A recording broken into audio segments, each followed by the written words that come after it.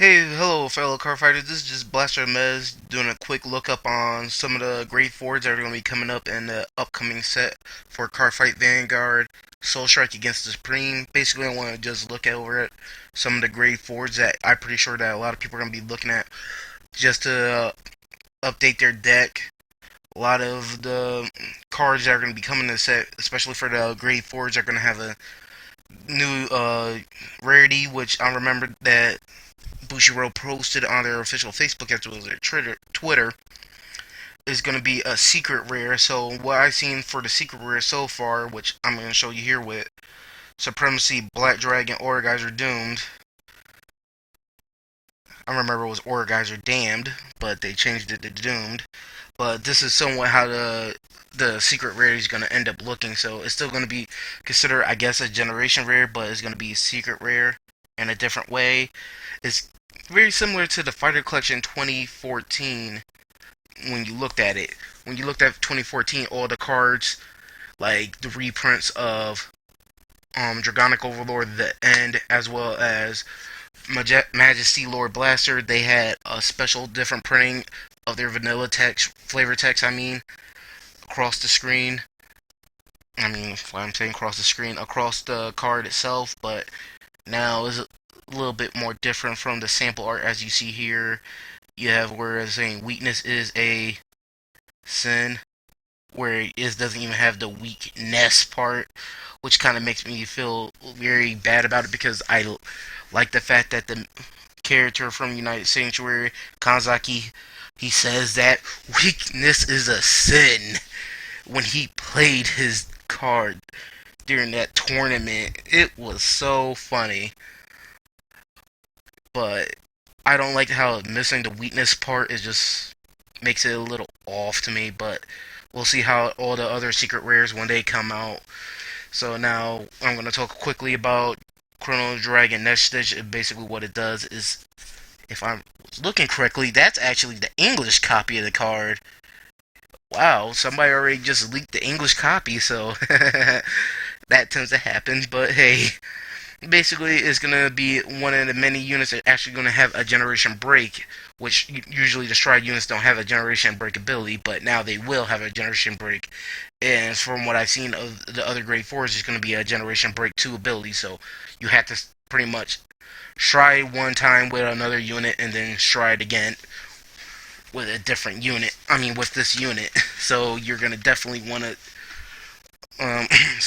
you're definitely going to want to make sure to pay attention when you use the card and play its effect out. But its ability is going to be Counterblast 1 and choose a card face down, Chrono Dragon Nest Stitch from your G zone and turn it face up. Choose 3 cards from your hand and discard them. And at the end of the battle that this unit attacked, when this effect will activate, if you have a heart with Chrono Jet Dragon and name, you get to choose. You get to pay the cost. If you do, you put this unit in the G zone instead from the field and choose your Vanguard and stand it. So basically, it's redoing what the Pellinore combination when you stride into one of the Gold Paladin stride units and setting causes per se Pellinore to be revealed during the damage check that triggers off a superior call, you get the superior right into Pellinore. So it just basically kicks the Vanguard itself, that is the stride unit, out the Vanguard, and you just restand the unit that you strided over. So that's interesting, but it's not going to be a tough card to get around. It's going to really, depend on how you play against that. But now we go to Soaring Divine Knight Ultimile, which is, this card is just going to make big rolls. It's not going to be the only one that's going to do that. It's going to be Dream Weaving, Ranunculus Asha, and Ultimile. These 2 cards themselves, they just make powerhouse rolls. If you watch Card Fight Vanguard anime and you watched episode 41 and 42, when you see 41, you're going to see how Tokuha managed to make just powerhouse columns with this card, as well as the other cards she used in sequence with it, as well as the Vine Knight Altamile in episode 42. It just makes powerhouse columns. Just to knock these two out of the park, I have to do it and see pretty much together. Because basically what they're both going to do is, Persona flip, just like Chrono Dragon, that Stitch. I'm sorry. Here we go. They're going to Persona flip each other in G zone. And then it's going to be the acting turn that for Asha is going to be choose one of your rear guards. If the number of rear guards with the same card name on the field is 2 or more, all units in that front row will gain 5,000 attack. Then if the number of face-up cards in G-Zone is 2 or more, choose one of your rear guards. Search your deck for one card with the same name as a unit called a rear guard. Shuffle your deck and that unit gets 2,000 power. Trust me, that play is the play. If you see it, it's going to be dumb. If you see it in the anime, you're going to be like, what the hell is this? But it's crazy. As for Ultimile, it's going to be pretty much when you stride this into Vanguard immediately after you, of course, do Ultimile still, which is going to be Counterblast 1 and call 2 units, span 5k. This one will Persona flip, and then you're going to give the front row 3k. So that's what even more Soaring Divine Knight Ultimile is going to do, because trust me, you're going to see that in the line in the anime where he says even more soaring, which made it sound so stupid. If the number of face-up cards in G-Zone is 2 or more, search your deck for a grade 2 and superior, call it from deck to rear guard circle, and shuffle your deck, and that unit will gain an additional 5k. And how that play worked out, as I see in the anime, it was like, what at first, until I understood it after watching it a second time. So it's going to be a combo, which I can explain at least a little bit more.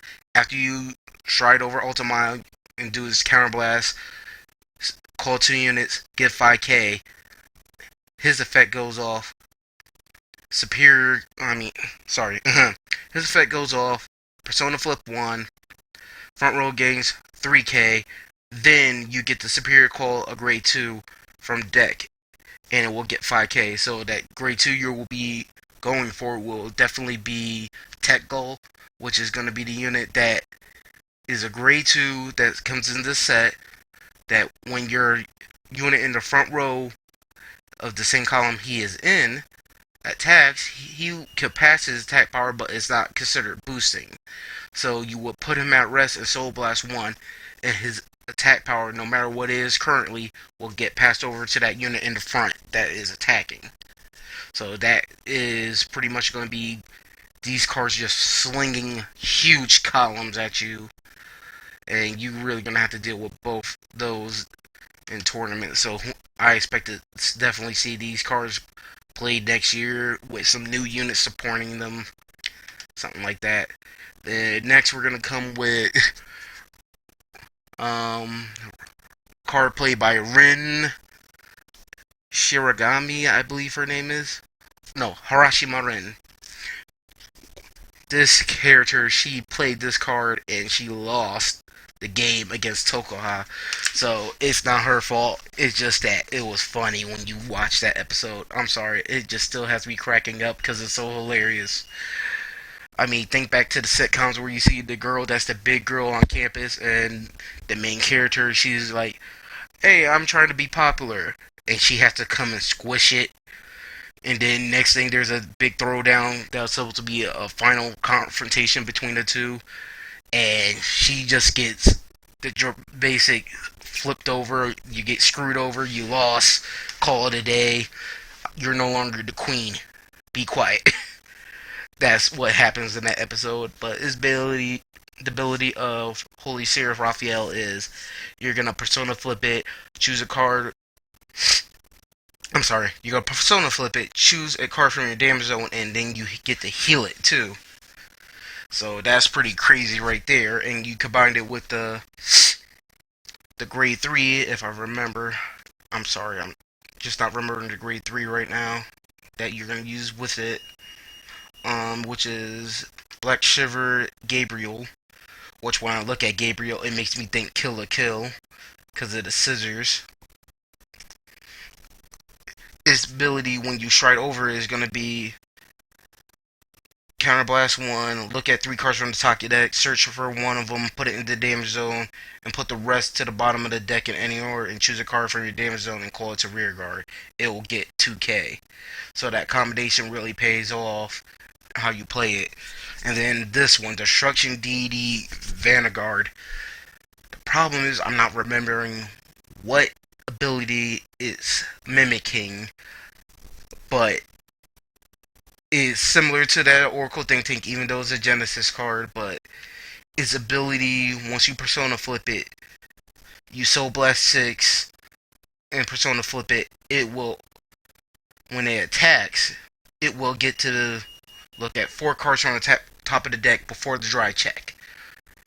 And then within those 4 cards, you could choose which ones you want to be on the top of the deck in any order, and then after that you put the remaining to the bottom of the deck. So if you didn't even want to put any of those to the top deck, I'm pretty sure you could put them all straight to the bottom of the deck and guarantee digging deeper into the deck to try to get those triggers. So with that kind of ability, that makes it good because you could now sequence your attack pattern in a way that you're forcing your opponent to guard when you want them to guard, and when you reveal those triggers, you're going to make it problematic for them, because then they're going to have a harder problem trying to guard a much bigger column of units. So I see that card also probably being pretty high up, but the highest cards are going to be definitely Mega Colony in the set. Because Mega Colony, after showing off that deck, there's a lot of hype that's been spinning around Mega Colony, and Raging Spear Mutant Deity, Stun Beetle, this card with the grade 3 unit that goes with it is just going to end up drawing you cards like his Bermuda while also stunning your opponent's units, and especially considering it will stun your opponent Vanguard and they can't rewrite over it to Shride that turn and stand. So they can't ride, they can't Shride, they're stunned. You're pretty much just make them lose a turn completely.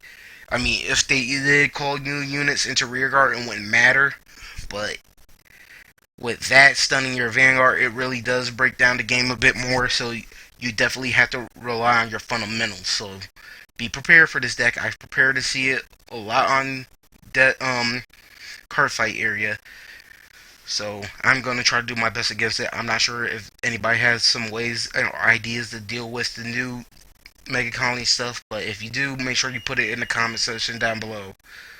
And that's pretty much all the grade 4s that are coming in this set for Soul Strike Against the Supreme. But there is one card I just want to go back to, and yes, I know I'm a Royal Paladin fanboy, but a Royal Paladin is my first clan. That's the clan I started out with. That's the clan I still play with mainly. Any other clan, I usually will play any other clan during shop tournaments for fun, but Royal Paladin is my clan I play when I go to regional. That's what I play.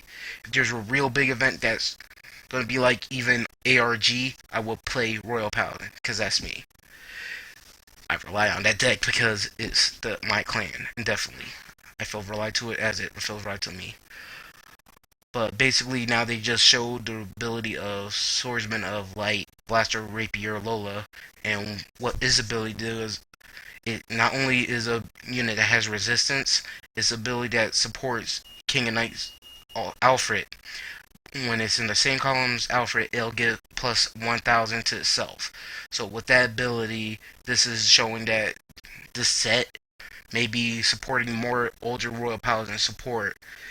And since there's going to be a lot in this comic style Vanguard and the leader set, I'm hoping to see a lot more Royal Paladin support. I'm still hoping that there's going to be that one grade 2 that was a comic card called Blaster Javelin normally. If that card comes in this set, I will be very happy. Heck, I'll be even superiorly more happy if the blaster that did not come over when it came out in Japan, Blaster Blade Burst, comes in this set. I'll be supremely happy because now I can make a Blaster Blade Burst deck, or I can add that into my Majesty Lord Blaster deck and have an alternate unit that is going to be more supportive on an offensive attack than just relying on Majesty Lord Blaster itself. So this is what I see so far that I'm looking happy and looking forward towards. And this card is just going to be a grade 1 rare, so that's Another thing to worry about it being expensive is all the other units, especially Blaster Mez when that fact finally gets out, which I'm still waiting for myself. Hopefully it will get leaked soon at some point, but this set won't be around until November in the United States. And next month, September, we'll at least get an idea of what's going to be in the list for this set. But until then, this is Blaster Mez signing out.